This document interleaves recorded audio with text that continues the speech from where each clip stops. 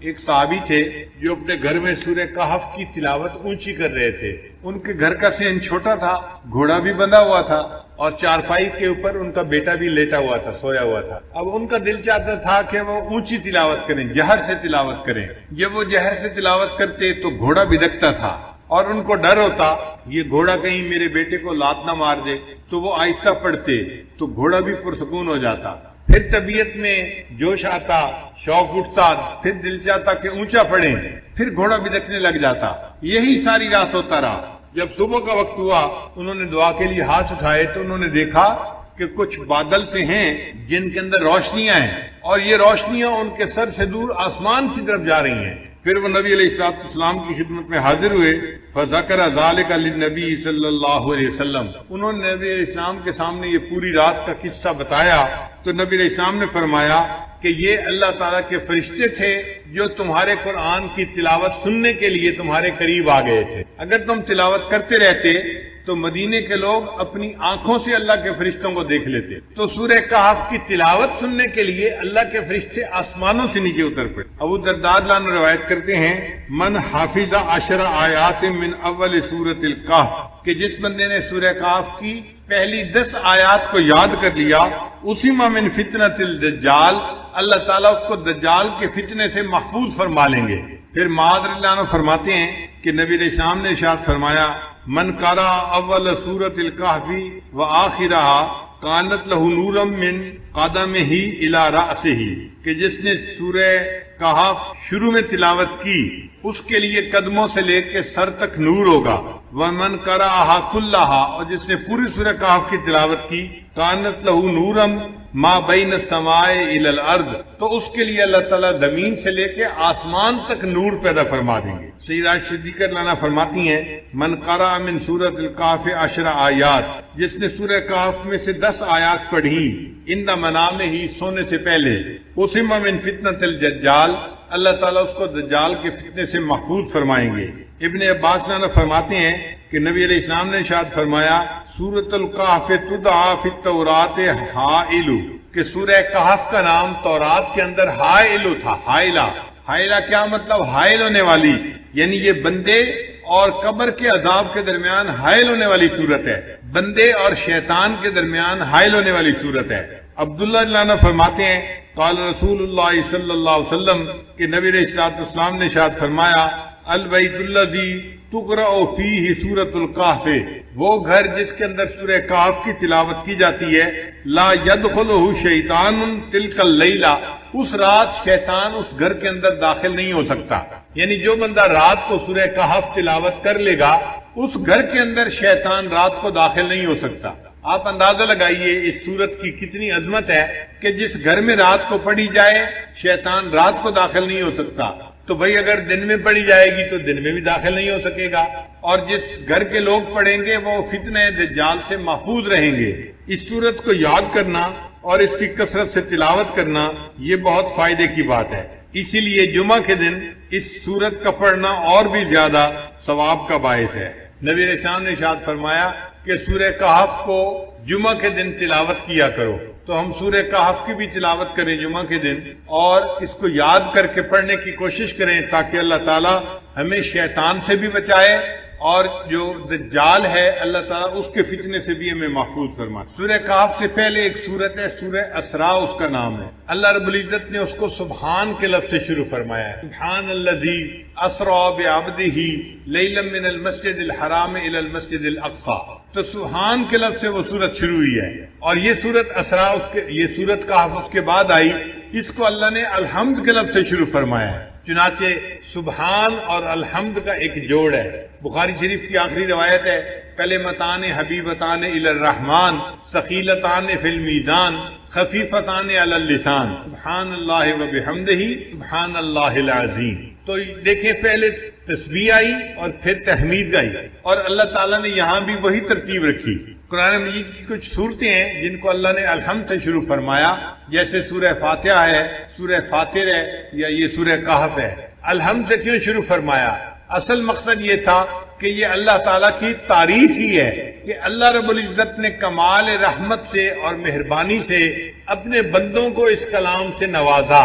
یہ اللہ کی رحمت ہے اور اللہ کی مہربانی ہے. اور مفسرین نے لکھا ہے کہ اللہ تعالیٰ نے الحمد سے اس لیے سورت کو شروع فرمایا کہ اللہ جانتے تھے کہ بندے میرے حمد کا حق ادا کر ہی نہیں سکتے، اس لیے مجھے اپنی حمد خود بیان فرمانی ہے. اللہ نے اپنی حمد خود بیان فرمائی. امام ربانی حضرت مجدد ثانی رحمۃ اللہ نے لکھا ہے کہ اگر بندہ اللہ کی حمد بیان کرنے کے لیے ایڑی چوٹی کا زور لگا دے تو بھی وہ اللہ کی حمد کو بیان نہیں کر سکتا، چونکہ اللہ تعالیٰ اتنے عظیم ہے کہ انسان اس کی عظمت کے مطابق اس کی تعریف کر ہی نہیں سکتا. ہم اللہ کی کیا تعریف کریں گے؟ انبیاء کے سردار، انبیاء کے امام حضرت محمد مصطفیٰ احمد مجتبی حضرت محمد مصطفیٰ صلی اللہ علیہ وسلم، انہوں نے فرما دیا اللہم لا احصی ثناء علیک، اے اللہ میں آپ کی تعریفوں کا احاطہ نہیں کر سکتا. انت کما اثنیت علی نفسک، آپ ایسے ہیں جیسے آپ نے اپنی تعریفیں خود بیان فرمائی ہیں. تو اللہ کی تعریف اللہ خود ہی بیان فرما سکتا ہے، مخلوق میں سے کوئی تعریف کر ہی نہیں سکتا. اللہ اتنے بڑے ہیں. اس کی مثال یوں سمجھیں، ایک عام آدمی، اس کو کوئی کہنے لگ جائے کہ جی آپ ذرا ایک سپر کمپیوٹر کی تعریف کریں، تو ایک عام آدمی یا ایک بچہ جو پرائمری اسکول کا پڑھنے والا ہے وہ سپر کمپیوٹر کی کیا تعریف کرے گا؟ وہ تو جانتا ہی ہے اس کے بارے میں. اسی طرح ہم بندے ہیں، ہم اللہ کی عظمت کی حقیقت کو جانتے ہی نہیں، اس لیے ہم اس کی تعریف کر ہی نہیں سکتے. جتنی تعریفیں کریں گے یہ تعریفیں نیچے رہ جائیں گی. اللہ کی شان اس سے بھی بڑی ہے، اس سے بھی بڑی ہے، اس سے بھی بڑی ہے. اللہ تعالیٰ بہت بڑے ہیں. اسی نبی علیہ السلام نے ارشاد فرمایا کہ اے اللہ ما عبدنا کا حق کا عبادتک، ہم نے آپ کی عبادت ایسے نہیں کی جیسی عبادت کرنے کا حق تھا. ہم عبادت کا حق ادا کر ہی نہیں سکتے. امام ربانی مجدد ثانی رحمۃ اللہ فرماتے ہیں کہ کوئی بندہ کتنے خلوص سے عبادت کیوں نہ کرے، کتنی یکسوئی کے ساتھ، کتنی توجہ کے ساتھ، کتنی جو ہے وہ یکسوئی کے ساتھ عبادت کرے، وہ اللہ کی عبادت کا حق ادا کر ہی نہیں سکتا. اس کی عبادت نیچے رہ جاتی ہے. اللہ کی شان اس سے بھی اونچی ہے، اس سے بھی اونچی ہے، اس سے بھی اونچی ہے. اب یہاں پہ ایک سوال پیدا ہوتا ہے کہ جب ہم اللہ تعالیٰ کی حمد بیان کر ہی نہیں سکتے جیسے اللہ تعالیٰ اونچے ہیں، حمد کے لائق ہیں، پھر ثواب کیوں ملتا ہے؟ پھر ثواب کا ثواب کیوں ملتا ہے بندے کو؟ تو علماء نے اس کا جواب دیا. علماء جواب دیتے ہیں کہ اگر باپ اپنے بیٹے کو اسکول داخل کروائے نا، اور شام کو بچہ گھر واپس آئے اور آ کے کہ ابو میں نے لکھنا سیکھا ہے، باپ کہتا ہے بیٹا دکھاؤ تختی، تو بیٹا تختی دکھاتا ہے، اس نے ٹیڑھی سیڑھی لائنیں لگائی ہوتی ہیں، کچھ سمجھ میں نہیں آ رہا ہوتا، لیکن باپ اس کو انکریج کرنے کے لیے، اس کا دل رکھنے کے لیے اس کو آئس کریم انعام لے کے دے دیتا ہے. یہ جو آئس کریم کا انعام ہے یہ خوش خطی کا انعام نہیں ہے، یہ اس کا دل رکھنے کے لیے اس پر شفقت کا اظہار ہے. اسی طرح اللہ جو ہماری عبادتیں قبول کرتے ہیں وہ ہماری عبادتوں کی کوئی اچھائی نہیں ہوتی، بلکہ اللہ ان اللہ بالناس لرؤوف الرحیم، اپنے بندوں پر رؤوف اور رحیم ہے. اس کی رافت اور رحمت کا یہ تقاضا ہے، اللہ اپنے بندوں کی ٹوٹی پھوٹی عبادت پر بھی ان کو اجر عطا فرما دیتا ہے. کو بھی ڈرایا دھمکایا گیا کہ اگر تم قوم کے دین پر عمل نہیں کرو گے تو تمہیں سزا ملے گی. اب اپنی جان بچانے کے لیے وہ اپنے گھروں سے نکل کھڑے ہوئے. اپنے گھر بار کو چھوڑنا، وطن کو، عزیز اقارب کو چھوڑ کے دین کے لیے چلے جانا، یہ بڑی قربانی ہوتی ہے. تو ان نوجوانوں نے بڑی قربانی کی. اللہ کی شان دیکھیں کہ جب یہ چلے تو ایک کتا بھی ان کے پیچھے پیچھے چلتا رہا. یہ پہاڑوں میں ایک جگہ پہنچے جہاں پہ کہف تھا، بڑی جگہ تھی چھپنے کی. یہ وہاں گئے اور وہاں جا کر اللہ نے ان کو سلا دیا، نیند آ گئی، اور یہ وہاں پر سوئے رہے حتیٰ کہ 300 سال سے زیادہ تک وہاں سوئے رہے. اللہ تعالیٰ اپنی قدرت سے ان کی کروٹیں بدلتے رہے اور کتا اس کہف کے دروازے کے اوپر بیٹھ کے پہرا دیتا رہا. 310 سال گزرنے کے بعد پھر ان کی آنکھ کھلی تو انہوں نے ایک دوسرے سے معلوم کیا کہ ہمیں سوئے ہوئے کتنی دیر گزر گئی. انہیں یوں لگ رہا تھا کہ ایک دن گزرا ہے یا دن کا کچھ حصہ گزرا ہے، لیکن یہ نہیں جانتے تھے کہ 300 سال گزر گئے ہیں. پھر انہوں نے کہا کہ اچھا بھوک لگی ہے تو ہم میں سے ایک بندہ چلا جائے اور شہر سے جا کے کھانا لے کے آئے. زیادہ لوگ جائیں گے تو لوگوں کو ہمارا پتہ چل جائے گا کہ یہ کون لوگ ہیں، اور پھر ہمارے لیے ایمان کو حفاظت مشکل ہو جائے گی. تو ایک بندے کو بھیجیں. ایک بندے کا چھپ کے جانا کوئی چیز لے کے آنا آسان ہوتا ہے، مگر جاتے ہوئے انہوں نے اس کو نصیحت بھی کی کہ دیکھو آپ جا رہے ہو، کوئی جھگڑے والی بات نہ کرنا، جس سے بات کرنی ہو نرمی سے بات کرنا، وَلْيَتَلَطَّفْ، نرمی کے انداز سے بات کرنا۔ یہ وَلْيَتَلَطَّفْ قرآن مجید کا درمیانی لفظ ہے، سب سے درمیانی لفظ ہے، یعنی اگر کوئی بندہ قرآن مجید کے درمیانی مقصد کو معلوم کرنا چاہے تو وہ یہ ہے کہ انسان کو چاہیے کہ وہ نرم خوئی اختیار کرے۔ یہ جو سخت گیر لوگ ہوتے ہیں نا، سخت مزاج والے، شریعت کی نظر میں اچھے لوگ نہیں ہوتے۔ اچھے لوگ وہ ہوتے ہیں جن کو اللہ نرم خوئی عطا فرماتے ہیں، دل کے نرم ہوتے ہیں، طبیعت کے نرم ہوتے ہیں، یہ اللہ کو پسندیدہ ہوتے ہیں۔ اور پھر انہوں نے یہ کہا کہ بھئی جانا تو حلال کھانا لے کے آنا، اس بات کو دیکھنا کہ ایھا ازکا طعاما، کون سا کھانا زیادہ پاکیزہ ہے۔ اس لیے کہ ولایت میں دو چیزیں بڑی اہم ہوتی ہیں، ایک رزق حلال اور دوسرا صدق مقال۔ بات کرے تو انسان سچی بات کرے، اور کھانا کھائے تو پاکیزہ کھانا کھائے۔ جتنا پاکیزہ کھانا ہوگا اتنا دل جلدی منور ہوگا، اور جو بندہ کھانے کی احتیاط نہ کرے وہ اپنی کی ہوئی محنت کو ضائع کر بیٹھتا ہے۔ ہمارے سلسلہ عالیہ نقشبندیہ کے بزرگ تھے حضرت خواجہ غلام علی دہلوی رحمۃ اللہ علیہ، وہ فرماتے ہیں کہ ایک مرتبہ میں نے کسی جگہ پر کھانا کھا لیا، اور وہ کھانا مشتبہ تھا، حرام نہیں تھا، شبہ تھا اس میں، اور اس کی وجہ سے میری ساری کیفیات زائل ہو گئی۔ میں نے آ کے اپنے شیخ حضرت مرزا مظہر جانا رحمۃ اللہ علیہ کو بتایا کہ حضرت میں نے تو ایک جگہ لقمہ کھا لیا اور میری کیفیت چلی گئی۔ حضرت نے فرمایا کہ آپ استغفار کرو اور روزانہ میرے پاس آؤ تاکہ میں تمہارے اوپر توجہ ڈالوں۔ فرماتے ہیں 40 دن مرزا مظہر جانا رحمت اللہ علیہ نے جب توجہ ڈالی تب جا کر میری کیفیتیں واپس آئیں۔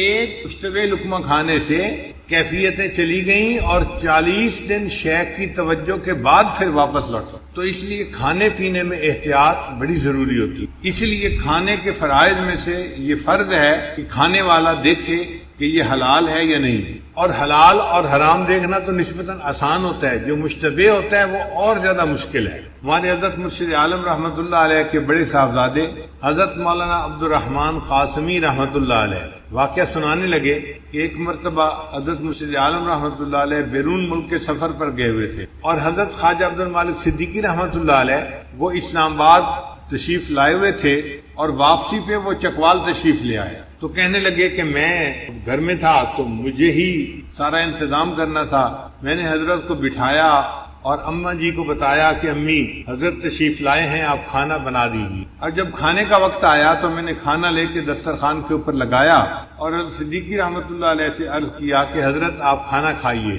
حضرت دسترخوان پہ تو بیٹھے رہے لیکن کھانا نہیں کھایا۔ جب میں نے دوسری تیسری دفعہ کہا کہ حضرت کھانا کھائیں تو حضرت نے میری طرف دیکھ کر مجھ سے کہا کہ تمہارے گھر میں یہ سور کیسے داخل ہوا، تمہارے گھر میں یہ سور کیسے داخل ہوا۔ کہنے لگے میری تو چکے چھوٹ گئے، پسینہ آ گیا کہ حضرت کیا فرما رہے ہیں کہ تمہارے گھر میں یہ سور کیسے داخل ہوا۔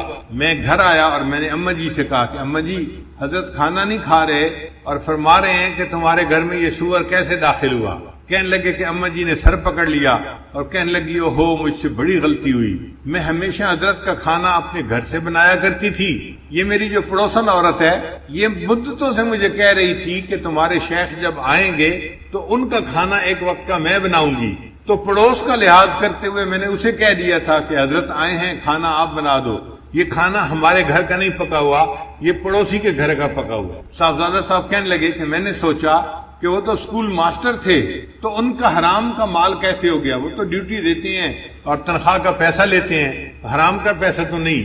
کہنے لگے جب تحقیق کی تو پتہ چلا کہ وہ اپنی تنخواہ بینک میں رکھتے تھے اور بینک میں رکھنے کی وجہ سے اس میں سود کے کچھ پیسے شامل ہو جاتے تھے۔ وہ جو حلال مال کے اندر سود کے تھوڑے سے پیسے شامل ہو جاتے تھے اس کی وجہ سے پورا مال جو ہے حرام بن گیا تھا، اور حضرت صدیقی رحمۃ اللہ نے کشف کی نظر سے پہچان لیا اور فرمایا کہ بتاؤ تمہارے گھر کے اندر یہ سور کیسے داخل ہوا۔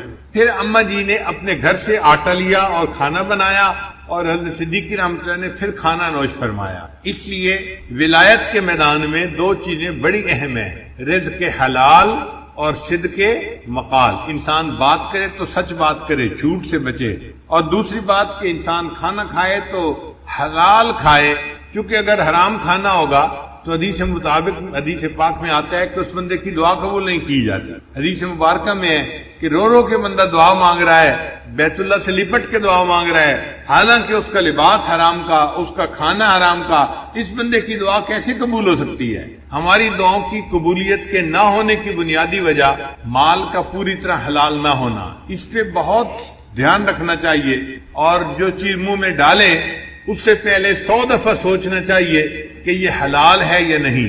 ہمارے اسلاف تو کھانا کھانے سے پہلے 7 جگہوں تک دیکھتے تھے کہ اس چیز کی بیع ٹھیک ہوئی ہے یا نہیں ہوئی. احوال الصادقین میں علامہ عبدالوہاب شیرانی رحمۃ اللہ فرماتے ہیں کہ وہ 7 ہاتھ تک دیکھتے تھے کہ اس چیز کی بیع ٹھیک ہوئی ہے یا نہیں ہوئی. یعنی ہم نے کسی چیز بندے سے خریدی, اس بندے کے پاس ٹھیک چیز آئی یا نہیں آئی, پھر اس نے آگے جو خریدی تو وہ ٹھیک خریدی یا نہیں خریدی, پھر اس نے آگے جو خریدی, تو 7 ہاتھ تک دیکھتے تھے. ہم تو ایک ہاتھ بھی نہیں دیکھتے. بازار سے چیز لاتے ہیں, ہمیں کیا پتا لانے والا کیسے لے کے آیا ہے, ہم تو اس سے لے لیتے ہیں. ایک ہاتھ بھی نہیں دیکھتے آج کے دور میں. اور ہمارے اکابر 7 ہاتھ تک بیع کو دیکھا کرتے تھے. حضرت مرزا مظہر جان رحمۃ اللہ کے پاس ایک بندہ انگور لے کے آیا. حضرت انگور کھا لیجئے, تو حضرت نے انکار فرمایا. اس نے پھر کہا حضرت انگور کھا لیجئے, حضرت نے خاموشی اختیار کی. اس نے پھر تیسری مرتبہ کہا حضرت انگور کھا لیجئے, میں آپ کے لیے لایا ہوں. تو حضرت نے فرمایا یہ انگور میں کیسے کھاؤں, مجھے اس میں سے مردوں کی بو آ رہی ہے. میں انگور کیسے کھاؤں, مجھے اس میں سے مردوں کی بو آ رہی ہے. وہ بندہ بڑا حیران ہوا کہ مردوں کی بو اس میں سے کیسے آئی, میں تو حلال مال سے یہ انگور لے کے آیا ہوں. چنانچہ وہ اس دکاندار کے پاس گیا جس سے اس نے انگور خریدے تھے, اور اس کو کہا کہ بھئی میں آپ سے انگور خرید کے گیا تھا, ایک اللہ والے کو پیش کیے. انہوں نے کہا میں کیسے کھا سکتا ہوں, اس میں تو مردوں کی بو آتی ہے. اس نے کہا کہ بھئی ایک بندہ میرے پاس آیا تھا اور میں نے اس سے خرید لیے تھے, اور وہ مجھے کہہ کے گیا کہ اور بھی میرے پاس انگور لگے ہوئے ہیں, میں آئندہ بھی آپ کو لا کے بیچا کروں گا, تو جب وہ آئے گا تو میں اس سے پوچھوں گا. چنانچہ اگلے دن جب وہ انگور بیچنے والا آیا تو دکاندار نے اس سے پوچھا کہ تم یہ انگور لائے کہاں سے.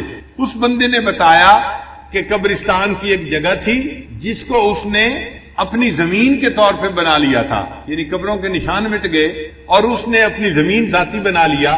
اس پہ اس نے انگور کی بیلیں لگائی تھیں اور وہاں پہ یہ انگور اگے ہوئے تھے.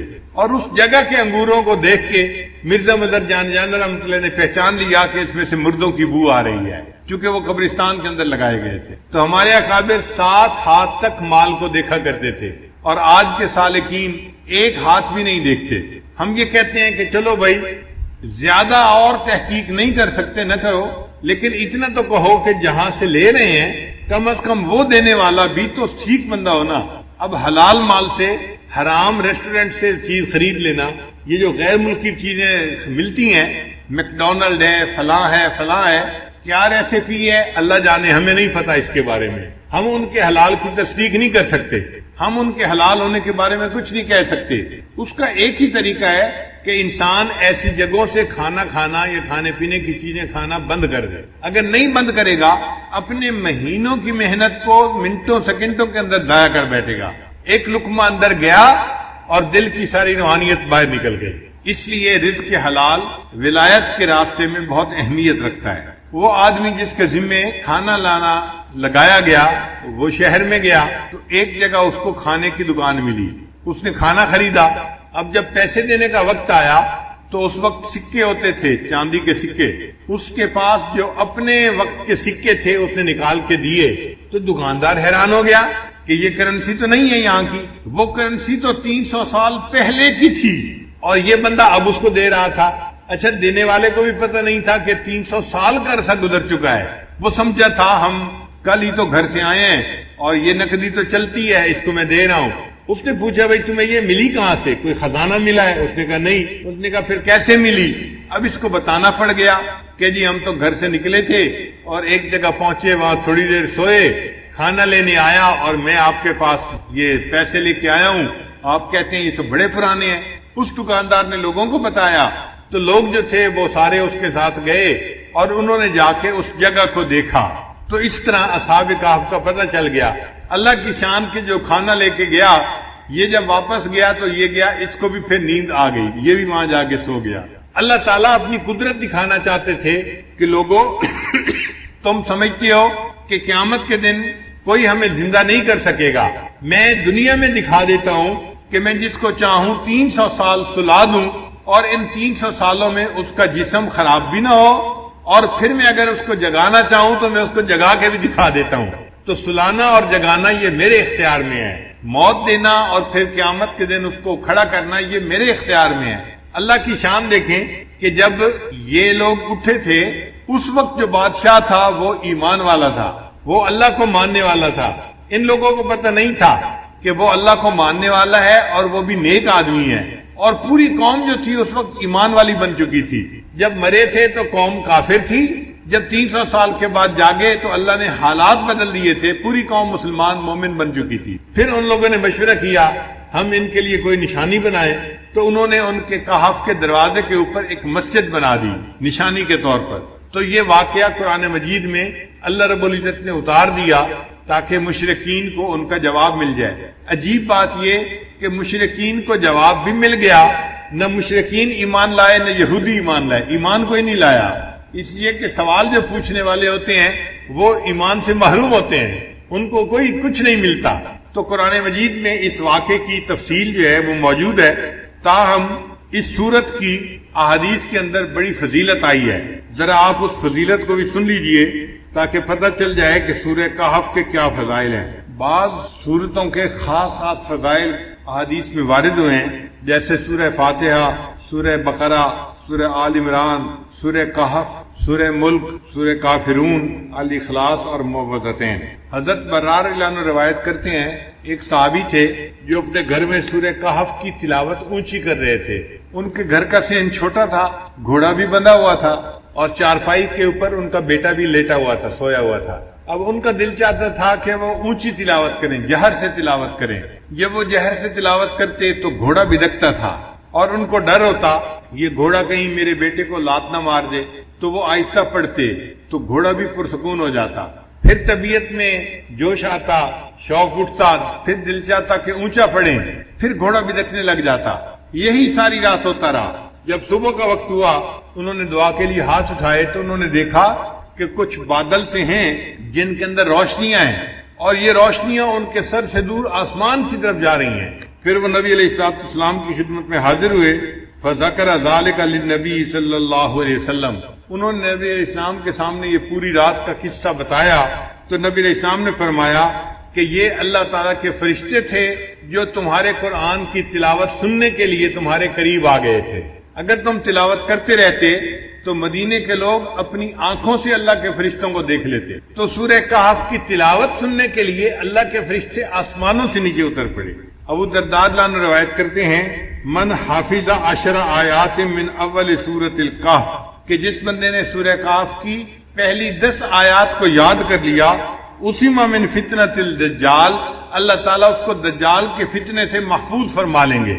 معاذ رضی اللہ عنہ فرماتے ہیں کہ نبی علیہ السلام نے ارشاد فرمایا من قرأ اول سورۃ الکہف وآخرہا کانت لہ نورا من قدمہ الی رأسہ، کہ جس نے سورہ کہف شروع میں تلاوت کی اس کے لیے قدموں سے لے کے سر تک نور ہوگا. ومن قرأہا کلہا، اور جس نے پوری سورہ کہف کی تلاوت کی کانت لہ نورا ما بین السماء الی الارض، تو اس کے لیے اللہ تعالیٰ زمین سے لے کے آسمان تک نور پیدا فرما دیں گے. صدیقہ لانا فرماتی ہیں من قرأ من سورۃ الکہف 10 آیات، جس نے سورہ کہف میں سے 10 آیات پڑھی عند منامہ ہی، سونے سے پہلے، اسم من فتنۃ الدجال، اللہ تعالیٰ اس کو دجال کے فتنے سے محفوظ فرمائیں گے. ابن عباس لانا فرماتے ہیں کہ نبی علیہ السلام نے ارشاد فرمایا سورۃ الکہف تدعى فی التوراۃ حائل، کہ سورہ کہف کا نام تورات کے اندر حائل تھا. حائلہ کیا مطلب؟ حائل ہونے والی، یعنی یہ بندے اور قبر کے عذاب کے درمیان حائل ہونے والی صورت ہے، بندے اور شیطان کے درمیان حائل ہونے والی صورت ہے. عبداللہ رضی اللہ عنہ فرماتے ہیں قال رسول اللہ صلی اللہ علیہ وسلم، کہ نبی علیہ الصلوۃ والسلام نے ارشاد فرمایا البیت الذی تقرأ فیہ سورۃ الکہف، وہ گھر جس کے اندر سورہ کہف کی تلاوت کی جاتی ہے، لا یدخلہ شیطان تلک اللیلہ، اس رات شیطان اس گھر کے اندر داخل نہیں ہو سکتا. یعنی جو بندہ رات کو سورہ کہف تلاوت کر لے گا اس گھر کے اندر شیطان رات کو داخل نہیں ہو سکتا.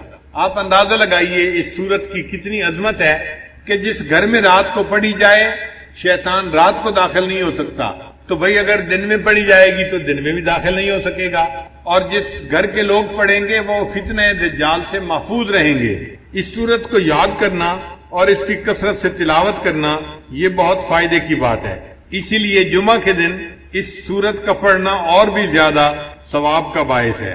نبی علیہ السلام نے ارشاد فرمایا کہ سورہ کہف کو جمعہ کے دن تلاوت کیا کرو، تو ہم سورہ کہف کی بھی تلاوت کریں جمعہ کے دن اور اس کو یاد کر کے پڑھنے کی کوشش کریں تاکہ اللہ تعالیٰ ہمیں شیطان سے بھی بچائے اور جو دجال ہے اللہ تعالیٰ اس کے فتنے سے بھی ہمیں محفوظ فرمائے۔ سورہ کہف سے پہلے ایک سورت ہے سورہ اسراء، اس کا نام ہے۔ اللہ رب العزت نے اس کو سبحان کے لفظ سے شروع فرمایا ہے، سبحان الذی اسرا بعبدہ لیلا من المسجد الحرام الی المسجد الاقصی، تو سبحان کے لفظ سے وہ سورت شروع ہوئی ہے، اور یہ سورت اسراء یہ سورت کہف اس کے بعد آئی، اس کو اللہ نے الحمد کے لفظ سے شروع فرمایا ہے۔ چنانچہ سبحان اور الحمد کا ایک جوڑ ہے۔ بخاری شریف کی آخری روایت ہے، کلمتان حبیبتان الی الرحمن ثقیلتان فی المیزان خفیفتان علی اللسان سبحان اللہ و بحمدہ سبحان اللہ العظیم۔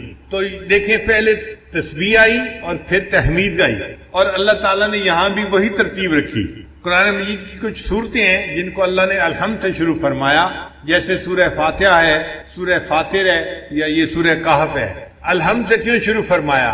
اصل مقصد یہ تھا کہ یہ اللہ تعالیٰ کی تعریف ہی ہے کہ اللہ رب العزت نے کمال رحمت سے اور مہربانی سے اپنے بندوں کو اس کلام سے نوازا، یہ اللہ کی رحمت ہے اور اللہ کی مہربانی ہے۔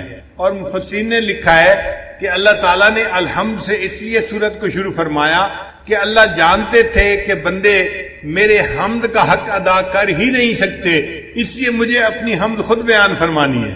اللہ نے اپنی حمد خود بیان فرمائی۔ امام ربانی حضرت مجدد ثانی رحمۃ اللہ نے لکھا ہے کہ اگر بندہ اللہ کی حمد بیان کرنے کے لیے ایڑی چوٹی کا زور لگا دے تو بھی وہ اللہ کی حمد کو بیان نہیں کر سکتا، چونکہ اللہ تعالیٰ اتنے عظیم ہے کہ انسان اس کی عظمت کے مطابق اس کی تعریف کر ہی نہیں سکتا۔ ہم اللہ کی کیا تعریف کریں گے؟ انبیاء کے سردار، انبیاء کے امام حضرت محمد مصطفیٰ احمد مجتبی حضرت محمد مصطفیٰ صلی اللہ علیہ وسلم، انہوں نے فرما دیا اللہم لا احصی ثناء علیک، اے اللہ میں آپ کی تعریفوں کا احاطہ نہیں کر سکتا، انت کما اثنیت علی نفسک، آپ ایسے ہیں جیسے آپ نے اپنی تعریفیں خود بیان فرمائی ہیں۔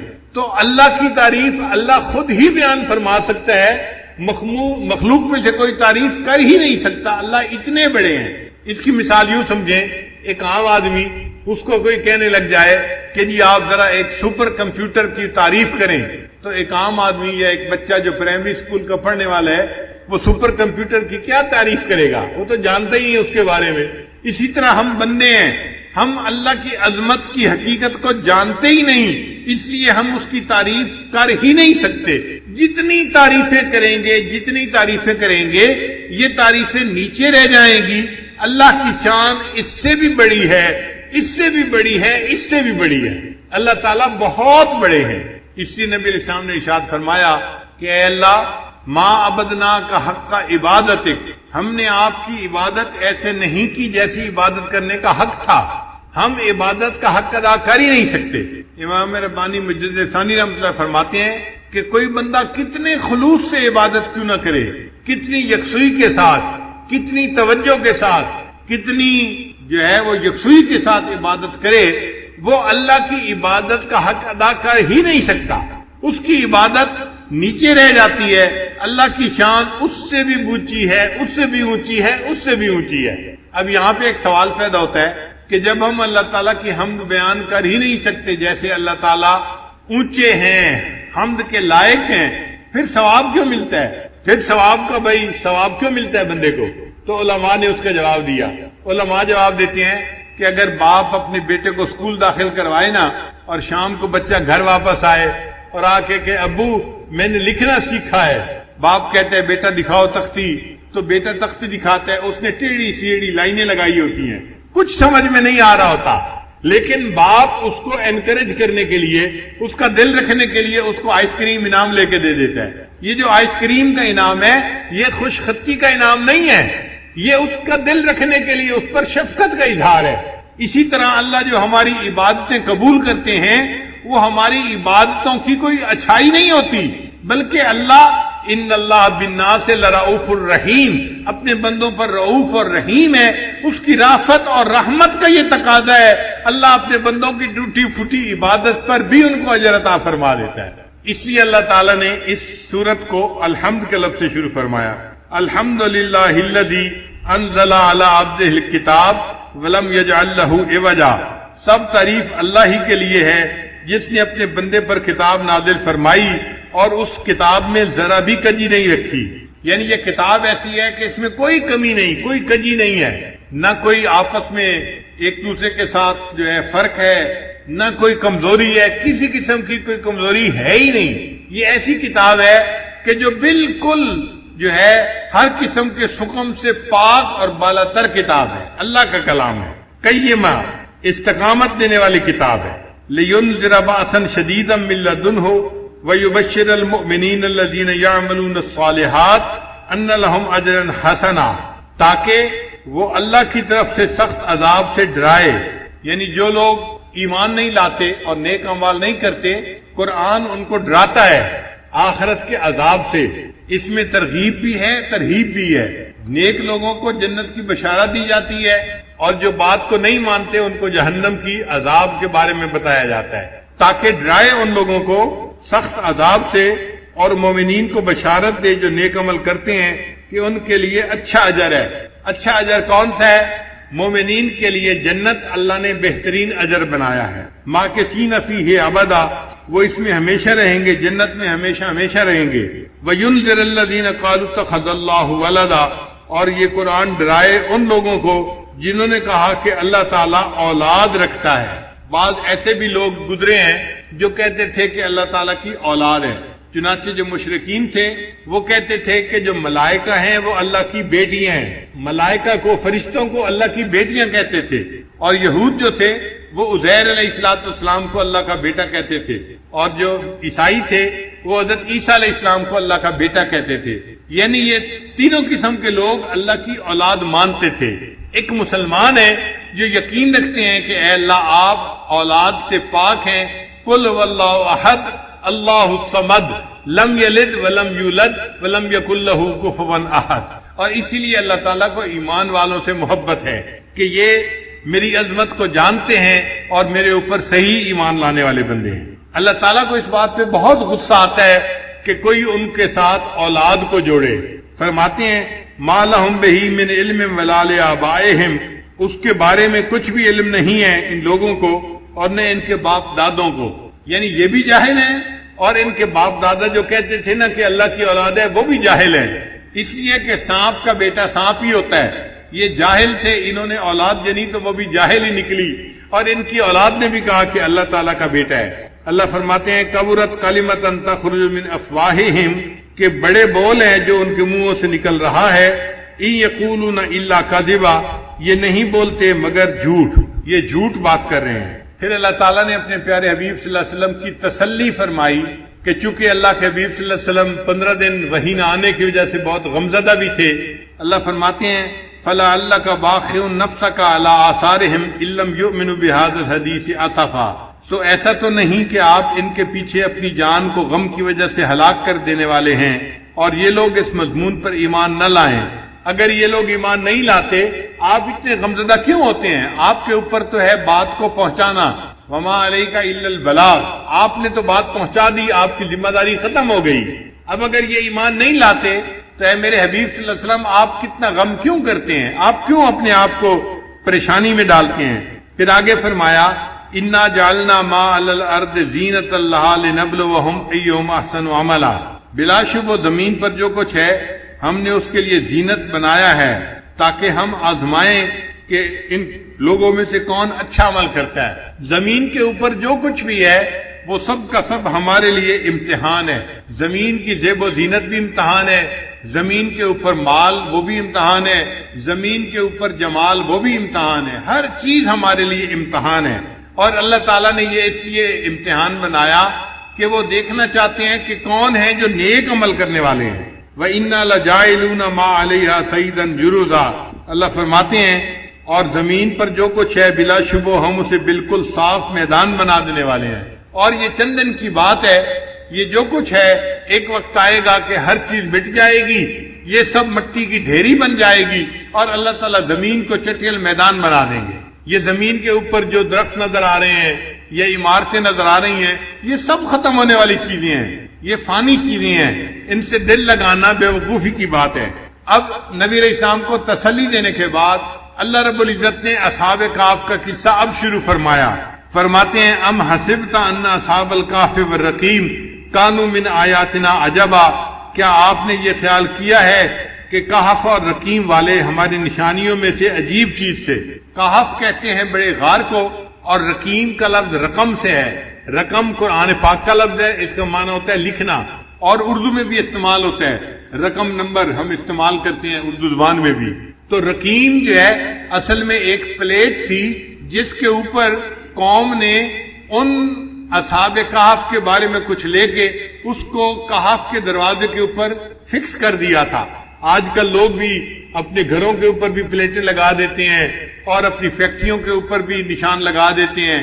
تو اس زمانے میں ایک پتھر کے اوپر کچھ لکھ کر لگا دیا گیا تھا، تو اس کو رقیم کہا گیا، وہ جو پلیٹ بنا دی تھی انہوں نے. تو اصحاب کہف تو تھے اس غار کی وجہ سے، اور رقیم تھے اس پلیٹ کی وجہ سے جو دروازے کے اوپر لگا دی گئی تھی، تو ان کو اصحاب کہف و رقیم کہا گیا. اللہ فرماتے ہیں اذ اول فتیۃ الی الکہف فقالوا ربنا آتنا من لدنک رحمتا وہیئ لنا من امرنا رشدا. کہ جب جوانوں نے غار میں ٹھکانہ پکڑا تو انہوں نے کہا اے ہمارے رب اپنے پاس سے ہمیں رحمت عطا فرما اور ہمارے لیے ہمارے کام میں اچھی صورتحال مہیا فرما. قرآن مجید کی یہ خوبی ہے کہ وہ جب کوئی قصہ بیان کرتا ہے تو اس کی جزیات کے اندر نہیں جاتا، چونکہ وہ بے فائدہ ہوتا ہے. کام کی بات سے کام رکھتا ہے، جو اصل مقصود ہے وہ پہنچا دیتا ہے اور اس سے مقصد پورا ہو جاتا ہے. تو قرآن مجید نے یہ نہیں کہا کون سا زمانہ تھا، کون سا بادشاہ تھا اور کیا واقعہ پیش آیا. اتنا کہا کہ وہ چند نوجوان تھے جو غار کے اندر داخل ہوئے اس لیے کہ وہ اپنے ایمان کو بچانا چاہتے تھے، اور انہوں نے دعا مانگی ربنا آتنا من لدنک رحمتا وہیئ لنا من امرنا رشدا. اے اللہ، اے ہمارے رب، ہمیں اپنے پاس سے رحمت عطا فرما اور ہمارے لیے ہمارے کام میں اچھی صورتحال مہیا فرما. بس اتنی بات بتائی اور بات کو مکمل کر دیا. پھر جب وہ کہف کے اندر آ گئے، اللہ فرماتے ہیں فَضَرَبْنَا عَلَىٰ آذَانِهِمْ فِي الْكَهْفِ سِنِينَ عَدَدًا. سو ہم نے ان کے کانوں پر سال ہا سال تک پردہ ڈال دیا، پھر ہم نے انہیں اٹھایا. جب انسان سوتا ہے نا تو اس کے کانوں کے اوپر پردہ آ جاتا ہے. نیند کا تعلق دو چیزوں کے ساتھ ہے، ایک آنکھوں کے ساتھ ہے اور ایک کانوں کے ساتھ ہے. اگر کانوں میں آواز چلی جائے تو بھی نیند ڈسٹرب ہو جاتی ہے، اگر آنکھوں کے آگے روشنی آ جائے تو بھی نیند ڈسٹرب ہو جاتی ہے. اسی لیے سائنسدانوں نے یہ لکھا ہے کہ ایک آدمی اگر کسی جنگل کے اندر سویا ہوا ہے تو رات ہوگی تو اس کو نیند آئے گی، اور جیسے ہی صبح کی روشنی ہوگی تو بند آنکھوں کے باوجود اس کی آنکھوں کے اندر سے روشنی اس کے دماغ تک جائے گی اور اس کو پتہ چل جائے گا کہ صبح کا وقت ہو گیا ہے اور اس کی آنکھ کھل جائے گی. تو صبح کے وقت، سحری کے وقت خود بخود آنکھ کھل جاتی ہے. تو آنکھ کھلتی ہے روشنی دماغ تک پیغام دے یا کان کی آواز دماغ تک پیغام دے. تو اللہ فرماتے ہیں کہ وہ غار میں سوئے ہوئے تھے، تو صاف ظاہر ہے کہ غار کے اندر اللہ نے ان کو سلانے کے لیے ان کے کانوں کے اوپر پردہ ڈال دیا تھا، اور پردہ آنے کی وجہ سے اب ان کو گہری نیند آ گئی تھی. وہ 300 سال تک سوئے رہے، اور اس دوران اللہ ان کی کروٹیں بھی بدلتے رہے اور ان کی نیند میں خلل نہیں آیا. ثم بعثناہم، پھر ہم نے انہیں اٹھایا، جگایا کہ ہم جان لیں لنعلم ای الحزبین احصی لما لبثوا امدا، کہ دونوں گروہ میں سے کون سا گروہ ان کے ٹھہرنے کی مدت کو ٹھیک طرح سے شمار کرنے والا ہے. یعنی کیا ان کو خود پتا ہے کہ یہ کتنا سوئے ہیں، یا ان کی قوم کو پتا ہے کہ یہ نوجوان کتنا عرصہ اس کہف کے اندر سوئے رہے ہیں؟ ہم دیکھنا چاہتے تھے کہ کوئی جانتا ہے کہ نہیں اس بات کو. اللہ فرماتے ہیں نحن نقص علیک نبأہم بالحق، کہ ہم آپ سے ان کا واقعہ بالکل ٹھیک ٹھیک بیان کرتے ہیں. انہم فتیۃ آمنوا، بلا شبہ وہ چند نوجوان تھے، بربہم وزدناہم ہدی، جو اپنے رب پر ایمان لائے اور اللہ نے ان کی ہدایت کو اور زیادہ کر دیا. قرآن مجید میں نوجوانوں کا تذکرہ اللہ تعالیٰ نے خاص طور پر کیا ہے. ایک سیدنا ابراہیم علیہ السلام کا تذکرہ اللہ نے کیا. وہ بھی نوجوان تھے اور اللہ کی توحید پہ قائم تھے، اور انہوں نے بتوں کو توڑ دیا تھا. فجعلہم جذاذا، اور ان کے بارے میں لوگ کہتے تھے کہ انا سمعنا فتى یذکرہم یقال لہ ابراہیم، ہم نے ایک نوجوان کے بارے میں سنا ہے وہ ہمارے بتوں کے خلاف باتیں کرتا تھا. تو ابراہیم علیہ السلام کے جوانی کا تذکرہ اللہ نے قرآن مجید میں کیا ہے. ایک اللہ تعالیٰ نے حضرت یوسف علیہ السلام کی جوانی کا تذکرہ کیا ہے قرآن پاک میں. مصر کی عورتوں نے کہا تھا کہ ہم نے سنا ہے کہ جو بادشاہ کی بیوی ہے وہ اپنے جو ہے نوجوان غلام کے اوپر فریفتہ ہو گئی ہے، اس کے لیے بھی فتح کا لفظ استعمال کیا گیا ہے. اور ایک اللہ تعالیٰ نے اصحاب کہف کے لیے نوجوانوں کا لفظ استعمال کیا.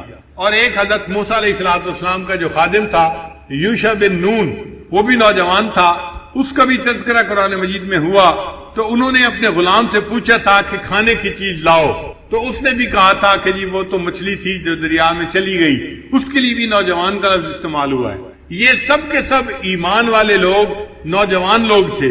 اور عجیب بات ہے کہ نبی علیہ الصلوۃ والسلام نے جب دنیا میں نبوت کا دعویٰ فرمایا تو اللہ کے حبیب صلی اللہ علیہ وسلم بھی نوجوان تھے، 40 سال عمر تھی.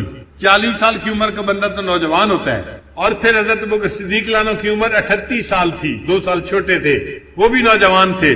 حضرت عمر لانو اور چند سال چھوٹے تھے، وہ بھی نوجوان تھے. حضرت عثمان غنی بھی نوجوان تھے، اور حضرت علی لانو تو اور بھی اٹھتی جوانی تھی ان کی. اور ان کے بارے میں تو نبی علیہ الصلوۃ والسلام نے حدیث پاک میں بھی فرمایا کہ لا فتح الا علی، کہ کوئی نوجوان نہیں سوائے علی کے. تو علی کی جوانی کا تذکرہ تو اللہ کے حبیب صلی اللہ علیہ وسلم نے حدیث پاک میں بھی فرمایا ہے. یہ سب نوجوانوں کی جماعت تھی جنہوں نے دین کی بنیاد رکھی، اور اللہ تعالیٰ نے دین اسلام کی آبیاری ان نوجوانوں سے کروائی. ہمیشہ جب بھی دنیا میں کوئی انقلاب آتا ہے اس کے پیچھے نوجوان ہی ہوتے ہیں. تو یاد رکھیے گا، نوجوانوں کا جوش اور بوڑھوں کا ہوش، نوجوانوں کا جوش اور بوڑھوں کا ہوش. بوڑھوں میں عقل مندی ہوتی ہے، ان کا دماغ کام کرتا ہے، وہ صحیح فیصلے کر پاتے ہیں، اس لیے وہ صحیح جو ہے ڈیسیژن لیتے ہیں. تو بوڑھوں کا ہوش ضروری ہے، اور پھر کام کو کرنے کے لیے نوجوانوں کا جوش بھی ضروری ہے تاکہ کام اپنے پایہ تکمیل تک پہنچ جائے. تو یہ چند نوجوان تھے جن کا تذکرہ قرآن مجید نے کیا کہ یہ اپنے ایمان بچانے کے لیے غار کے اندر چلے گئے تھے. اللہ فرماتے ہیں وَرَبَطْنَا عَلَىٰ قُلُوبِهِمْ، ہم نے ان کے دلوں کو مضبوط کر دیا. اذ قاموا، جب وہ سونے کے بعد اٹھے، فقالوا، جب وہ کھڑے ہوئے، فقالوا، اور کہنے لگے ربنا رب السماوات والارض، ہمارا رب تو وہ ہے جو آسمان اور زمین کا رب ہے. لن ندعو من دونہ الہا لقد قلنا اذا شططا، ہم اس کے علاوہ کسی کو معبود نہیں بنائیں گے، اس صورت میں تو ہم یقینی طور پر بڑی زیادتی کرنے والے ہو جائیں گے.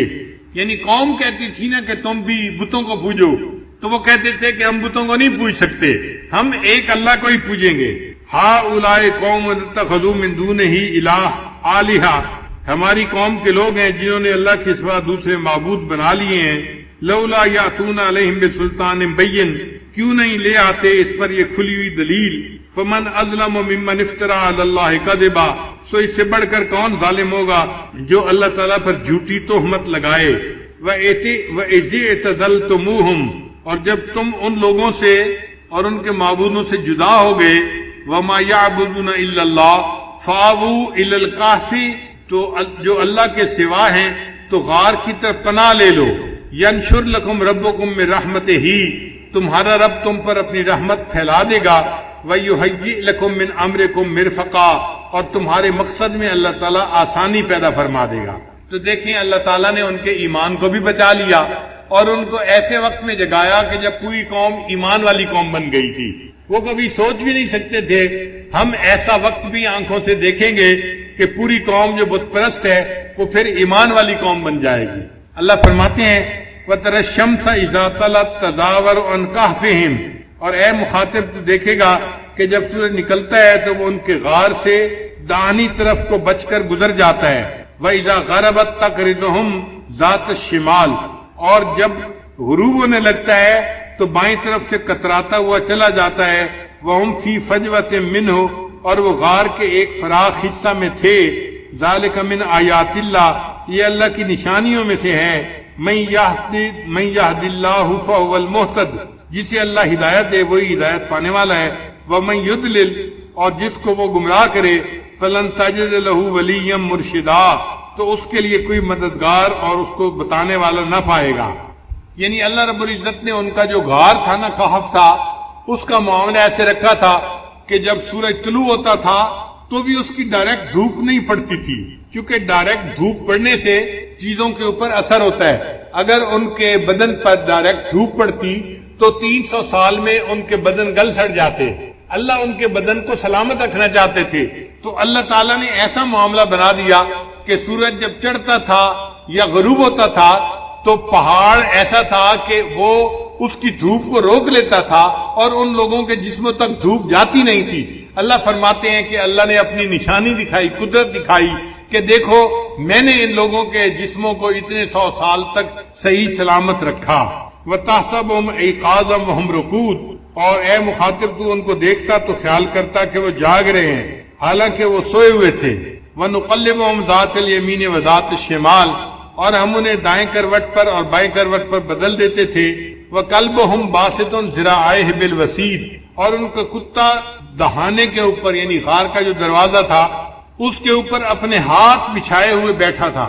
یعنی کتا جب بیٹھتا ہے نا تو اپنے دونوں ہاتھ زمین پر یوں رکھ لیتا ہے، تو کتا اس طرح سے بیٹھا ہوا تھا کہ اگر دینے والا دیکھتا تو وہ یوں محسوس کرتا کہ کچھ لوگ ہیں جو لیٹے ہوئے ہیں، جاگ رہے ہیں، اور کتا ان کی حفاظت کے لیے بیٹھا ہے، تو دیکھنے والا یقیناً مرعوب ہو جاتا اور وہ دوڑ کے واپس جاتا۔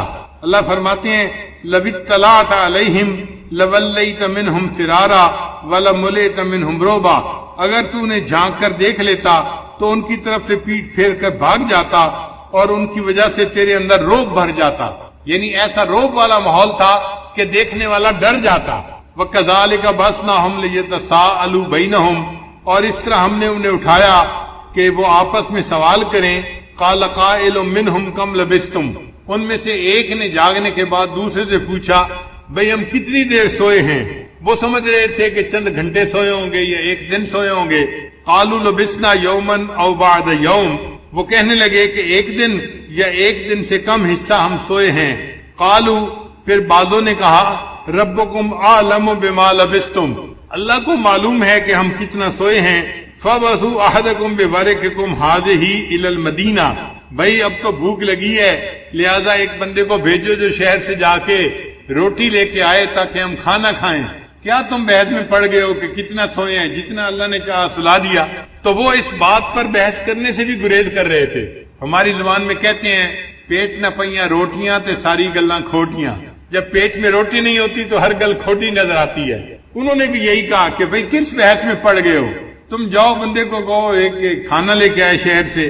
فَلْيَنظُرْ أَيُّهَا أَزْكَىٰ طَعَامًا، ہاں اس شہر کے کھانوں میں سے دیکھے کہ کون سا کھانا زیادہ پاکیزہ ہے۔ فَلْيَأْتِ بِرِزْقٍ مِّنْهُ، تو وہ تمہارے پاس اس میں سے کھانا لائے۔ وَلْيَتَلَطَّفْ، اور بات چیت میں نرمی کرے۔ وَلَا يُشْعِرَنَّ بِكُمْ أَحَدًا، ایسے کہ تمہارے بارے میں کسی کو پتہ نہ چلے، یعنی خواہ مخواہ بحث مباحثہ نہ کرے، سوال نہ پوچھے، لوگوں کو پتہ نہ چلے کہ یہ کون لوگ ہیں جو شہر میں آ گئے ہیں۔ لہذا جانے والا سمجھداری سے بات کرے اور لوگوں کو پتہ بھی نہ چلنے دے کہ یہ کون لوگ ہیں جو یہاں آئے ہیں۔ انہم ان یظہروا علیکم یرجموکم، بے شک اگر ان کو اس بات کا پتہ چل گیا کہ ہم کون ہیں، یعنی وہ تو سمجھ رہے تھے نا کہ ہم ایمان والے ہیں اور پوری قوم کافروں کی ہے، ان کو اگر پتہ چل گیا کہ ہم کون ہیں، یرجموکم، تو وہ ہمیں پتھر مار مار کر ہلاک کریں گے، او یعیدوکم فی ملتہم، یا اپنے دین میں ہمیں زبردستی واپس لوٹا لیں گے، ولن تفلحوا اذن ابدا، اور تم ہرگز کامیاب نہ ہو سکو گے۔ شروع زمانے سے ہی یہ بات چلی آ رہی ہے کہ پتھر جو مارا جاتا ہے نا، رجم کیا جاتا ہے، یہ شیاطین کی سزا ہوتی ہے۔